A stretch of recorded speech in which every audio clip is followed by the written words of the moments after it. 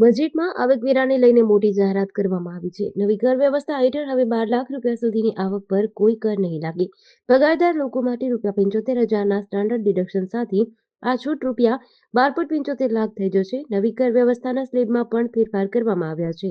જૂની કર વ્યવસ્થામાં કોઈ ફેરફાર કરાયો નથી. જો કે નવી કર વ્યવસ્થામાં આવકવેરા કાયદાની કલમ 87A હેઠળ 12 લાખ રૂપિયા સુધીની છૂટ આપવામાં આવી છે. એટલે કે નવી કર વ્યવસ્થા હેઠળ સરકાર વાર્ષિક 12 લાખ રૂપિયા સુધીની કમાણી કરનારાઓ માટે 4 થી 8 લાખ રૂપિયા પર 5% અને 8 થી 12 લાખ રૂપિયા પર 10% કર માફ કરશે. આનાથી કરદાતાને 60,000 રૂપિયાનો ફાયદો થશે.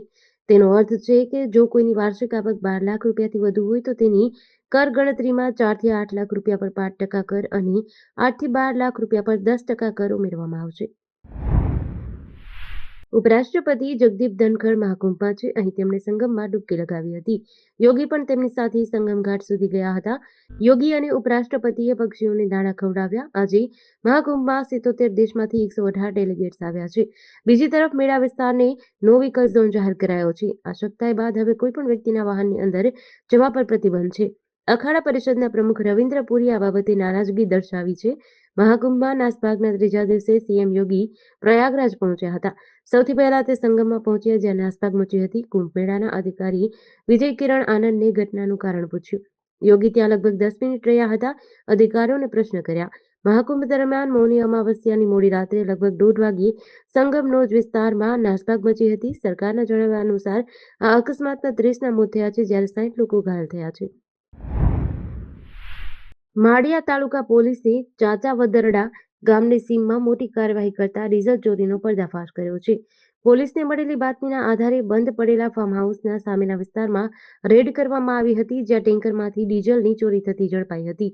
પોલીસે સ્થળ પરથી ટેન્કરના ડ્રાઈવર નવદીપભાઈ પૂરણભાઈ દુકિયા અને ક્લીનર તારાચંદ હરલાલસિંહ દુકિયાની ધરપકડ કરી છે. બંને હાલ મંડોલી હોટલ ખાવડી જામનગર ખાતે રહે છે અને મૂળ રાજસ્થાનના વતની છે. આ દરમિયાન દશરથભાઈ જસાભાઈ હુંબલ નામનો એક શખ્સ ફરાર થવામાં સફળ રહ્યો હતો. પોલીસે આ કાર્યવાહીમાં ડીઝલ અને ટેન્કર સહિત કુલ ₹43,71,650ની કિંમતનો મુદ્દામાલ જપ્ત કર્યો છે. મહારાષ્ટ્રના પાલઘર જિલ્લાના ઘોલવડથી 20 જાન્યુઆરીના ગુમ થયેલા શિવસેનાના નેતાનો મૃતદેહ ગુજરાતના ભિલાડ ખાતે કારમાંથી મળ્યો હતો. શિવસેનાના નેતા અશોક ધોડી ઘોલવડથી 20 જાન્યુઆરીના ગુમ થયા પછી તેમના કુટુંબીઓએ દાખલ કરેલી ફરિયાદ બાદ કેસ રજીસ્ટર થયો હતો. શુક્રવારે બપોરે તેમનો મૃતદેહ ગુજરાતના વલસાડ જિલ્લાના ભિલાડ ખાતેની બંધ પડેલી ખાણમાં ઉભેલી એક કારમાંથી મળ્યો હતો. આ પ્રકરણે ઊંડાણપૂર્વકની તપાસ શરૂ કરવામાં આવી છે અને તમામ ગુનેગારોની ટૂંક સમયમાં ધરપકડ કરવામાં આવશે એમ સુપ્રિન્ટેન્ડન્ટ ઓફ પોલીસ બાળાસાહેબ પાટીલે જણાવ્યું હતું. મૃતકના પુત્ર આકાશ ધોડીએ પિતાના હત્યારાઓને ફાંસીની સજા આપવાની અને પોતાની ફરજ નિભાવવામાં બેદરકારી દર્શાવનારા પોલીસ વિરુદ્ધ કાર્યવાહી કરવાની સરકાર સમક્ષ માંગ કરી છે. અમેરિકાના પેન્સિલ્વેનિયાના ફિલાડેલ્ફિયામાં શનિવારે સવારે એક નાનું મેડિકલ વિમાન ક્રેશ થયું હતું. મીડિયા રિપોર્ટ્સ અનુસાર ફિલાડેલ્ફિયાથી મિઝોરી જઈ રહેલા વિમાનમાં સવાર તમામ 6 લોકોના મોતની આશંકા છે. આમાં 2 ડોક્ટર, 2 પાયલટ, 1 દર્દી અને 1 ફેમિલી મેમ્બર સામેલ છે. ફેડરલ એવિએશન એડમિનિસ્ટ્રેશન અનુસાર લિયરજેટ 55 નામનું આ વિમાને નોર્થ ઇસ્ટ ફિલાડેલ્ફિયા એરપોર્ટથી સાંજે 6:30 વાગ્યે ઉડાન ભરી હતી. માત્ર 30 સેકન્ડ પછી જ એ 6.5 કિલોમીટર દૂર ક્રેશ થયું હતું. એએફપીએ સ્થાનિક મીડિયાને ટાંકીને જણાવ્યું કે વિમાન રહેણાંક વિસ્તારમાં ઘરો પર પડ્યું હતું જેના કારણે વિસ્તારની ઘણી ઇમારતોમાં આગ લાગી હતી.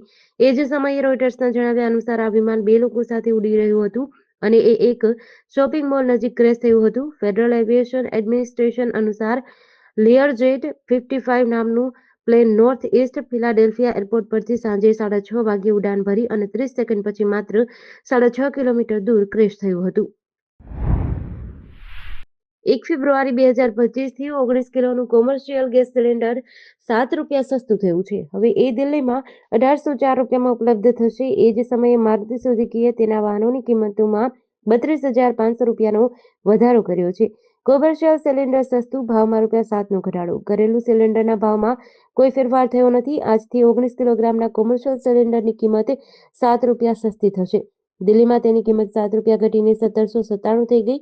એ પહેલા એ ₹1804માં ઉપલબ્ધ હતું. કોલકાતામાં એ ₹4 ઘટીને 1907માં ઉપલબ્ધ છે. પહેલા એનો ભાવ ₹1911 હતો. મુંબઈમાં સિલિન્ડરની કિંમત ₹1756થી ₹6.5 ઘટીને ₹1749.50 થઈ ગઈ છે. ચેન્નઈમાં સિલિન્ડર ₹1959.50 ઉપલબ્ધ છે. જો કે 14.2 કિલોગ્રામના ઘરેલું ગેસ સિલિન્ડરના ભાવમાં કોઈ ફેરફાર થયો નથી.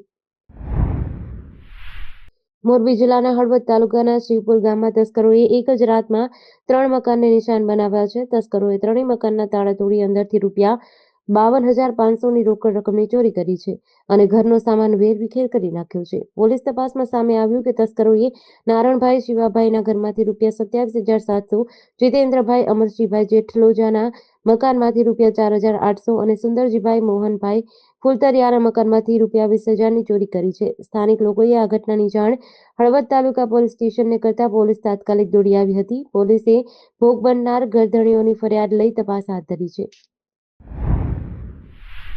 બોટાદમાં એક ચોંકાવનારો કિસ્સો સામે આવ્યો છે. ખાનગી મેડિકલ સ્ટોર અને સરકારી હોસ્પિટલ વચ્ચે શંકાસ્પદ સંબંધ જોવા મળ્યા છે. પાળિયાદ રોડ પર સ્થિત ન્યૂ ડાયમંડ મેડિકલ સ્ટોર દ્વારા આપવામાં આવતા દવાના બિલમાં સરકારી સોનાવાલા હોસ્પિટલના મેડિકલ ઓફિસરનો રેફરન્સ આપવામાં આવી રહ્યો હોવાનું ધ્યાનમાં આવ્યું છે. આ મામલો ત્યારે પ્રકાશમાં આવ્યો જ્યારે એક દર્દીએ દવાનું બિલ ચકાસ્યું. મેડિકલ એસોસિએશનના પ્રમુખ દક્ષેશ મણિયાએ જણાવ્યું હતું કે કોઈ પણ મેડિકલ સ્ટોર દ્વારા બિલમાં સરકારી હોસ્પિટલના ડોક્ટરનું નામ લખવું કાયદેસર નથી. બિલમાં માત્ર જે ડોક્ટરે દવા આપી પ્રિસ્ક્રાઇબ કરી હોય તેનું જ નામ લખી શકાય.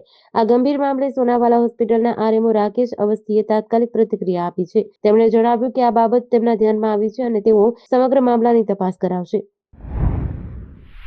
આણંદ એલસીબી પોલીસે મોગર ગામની સીમમાં આવેલા ફાર્મ હાઉસમાંથી સીસીટીવી કેમેરા અને અન્ય ઉપકરણોની ચોરી કરનાર 2 શખ્સોને ઝડપી લીધા છે.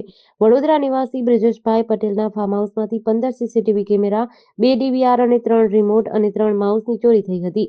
બ્રિજેશભાઈએ 4 મહિના પહેલા ₹45,000ની કિંમતની સીસીટીવી સિસ્ટમ ખરીદી હતી. ફાર્મ હાઉસનું કામ બંધ હોવાથી ત્યાં કોઈ રહેતું ન હતું, જેનો લાભ લઈ તસ્કરોએ દરવાજાનું તાળું તોડી ચોરી કરી હતી. વાસદ પોલીસે અજાણ્યા તસ્કરો વિરુદ્ધ ગુનો નોંધી તપાસ શરૂ કરી હતી. બાતમીના આધારે એલસીબી પોલીસે મોગર બસ સ્ટેન્ડ પાસેથી રવિ વિષ્ણુ પરમાર અને મંથન સીતારામ કોડીની ધરપકડ કરી હતી. ગાંધીનગર સચિવાલય અને અન્ય સરકારી કચેરીઓમાં આજથી બાયોમેટ્રિક હાજરી સિસ્ટમનો અમલ શરૂ કરાયો છે. પરંતુ કર્મચારીઓએ આ નવી વ્યવસ્થાનો વિરોધ કરીને પરંપરાગત મસ્ટર પદ્ધતિથી જ હાજરી નોંધાવી છે. સામાન્ય વહીવટ વિભાગે 27 જાન્યુઆરી 2025ના રોજ જાહેર કરેલા પરિપત્ર મુજબ સચિવાલય સંકુલના તમામ વિભાગો, કર્મયોગી ભવન, ઉદ્યોગ ભવન અને કલેક્ટર ડીડીઓ કચેરીમાં ડિજિટલ એટેન્ડન્સ સિસ્ટમ લાગુ કરવાનો નિર્ણય લેવાયો છે.